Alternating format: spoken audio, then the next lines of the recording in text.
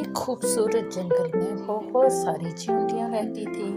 वो बहुत मेहनती थी और हमेशा काम में मशगूल रहती थी। वो सुबह सवेरे उठती और खाने की तलाश में निकल जाती थी।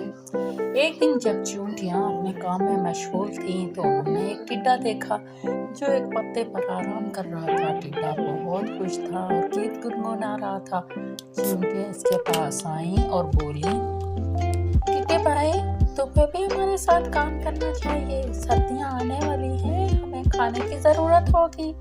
टिड्डा हंसकर बोला, मैं क्यों काम करूं? जिंदगी तो गाने और खुशी से गुजारनी चाहिए। मैं बाद में सोचूंगा। चींटियां अपनी राह चल दी। टिड्डा फिर से गीत गाने लगा। कुछ महीने गुजर गए और सर्दियां आ गई। जंगल बर्फ से ढक गया और खाने की कमी हो गई। चींटियां अपने घर में थीं और उन्हें बहुत सा खाना जमा कर रखा था, लेकिन टिड्डा बाहर भूख और सर्दी से कांप रहा था।